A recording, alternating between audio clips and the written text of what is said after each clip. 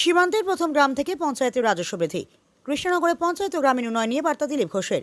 সীমান্ত এলাকার গ্রামগুলিকে উন্নয়নের মূল স্রোতে আনা এবং পঞ্চায়েতগুলির নিজস্ব উপার্জনের মাধ্যমে স্বনির্ভর করে তোলাই সরকারের মূল লক্ষ্য। সম্প্রতি সাংবাদিকদের মুখোমুখি হয়ে এই গুরুত্বপূর্ণ বার্তা দিলেন বিজেপি নেতা দিলীপ ঘোষ। দিলীপ ঘোষ বলেন, প্রধানমন্ত্রী নরেন্দ্র মোদীর দৃষ্টিভঙ্গি অনুযায়ী সীমান্তের শেষ গ্রামটি প্রকৃতপক্ষে দেশের শেষ গ্রাম নয়, বরং তা হল দেশের প্রথম গ্রাম। তাই ভাইব্রেন্ট ভিলেজ প্রকল্পের অধীনে সীমান্তে অবস্থিত এই গ্রামগুলিকে অবকাঠামো ও সুরক্ষার দিক থেকে স্বয়ংসম্পন্ন করে তোলা হচ্ছে। এর ফলে অনুপ্রবেশ রোধ হবে এবং গ্রামের মানুষ নিজেই নিজের এলাকা সুরক্ষিত রাখতে পারবে।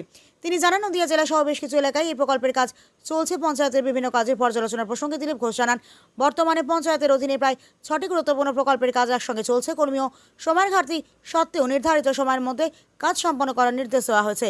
বিশেষ করে 15 তারিখের মধ্যে আবাস প্লাস যোজনার সার্বিক সমীক্ষা ও তালিকা সংশোধন করার পর তিনি জোর দেন। আবাস যোজনায় দুর্নীতির অভিযোগ নিয়ে কথা বলতে গিয়ে তিনি দাবি করেন, এর আগে বহু অযোগ্য অবৈধ নাম তালিকায় ঢোকানো হয়েছিল। সেই দুর্নীতির বিরুদ্ধে পদক্ষেপ শুরু হয়েছে। ইতিমধ্যেই প্রায় 1000 জন অযোগ্য ব্যক্তি টাকা ফেরত দিয়েছেন।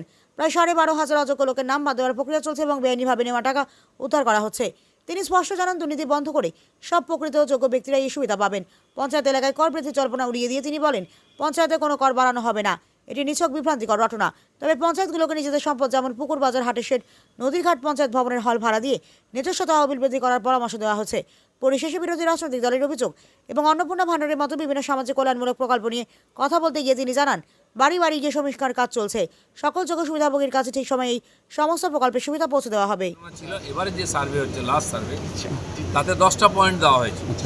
আরও কিছু বিষয় আছে, সেগুলোর মধ্যে যে আসবে সে ঘর পাবে, আর যে ঘর নিয়ে আছে অবৈধভাবে, বাড়ি করেনি, টাকা খেয়েছে, তার টাকা ফেরত হবে।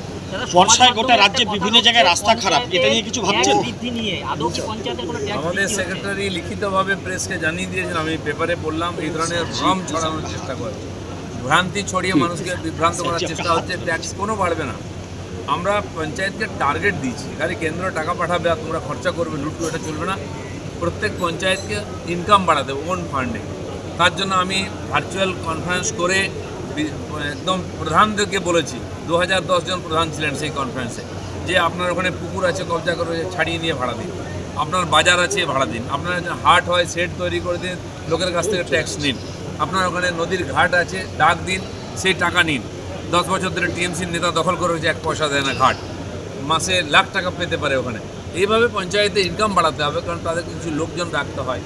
বড় পঞ্চায়েতের ভবন আছে, ওপরে হল করুন, বিয়ে বাড়িতে ভাড়া দিন। এগুলো করার জন্য তাদেরকে বলা হয়েছে ইনকাম বাড়াবার জন্য। দিলীপবাবু, পূর্ব মেদিনীপুর, নদিয়া জেলা পরিষদ বিজেপির ক্ষমতায়, রাজ্যে আর কোন কোনগুলো আসতে চলেছে?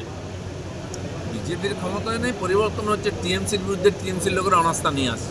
এরকম অনেক জেলা আছে, একটা আমাদের পরিষদের মেম্বার নেই, সেখানে পাল্টাপাল্টি হয়ে যাচ্ছে। তো বিজেপি কী করবে? পার্টি উপর থেকে নিচে আড়াআড়ি ভেঙে গেছে, লোকসভায় ভাঙছে, বিধানসভায় ভাঙছে, পঞ্চায়েত এসে গুঁড়ো হয়ে যাচ্ছে। বিজেপি কী করবে? তারা যদি এক জায়গায় না থাকে বা যদি আমাদের মেম্বার থাকে তার সঙ্গে কাজ করতে চায়। নিউজ ইউনাইটেড ইন্ডিয়া, খবর হবে শিরদাঁড়া সোজা রেখে।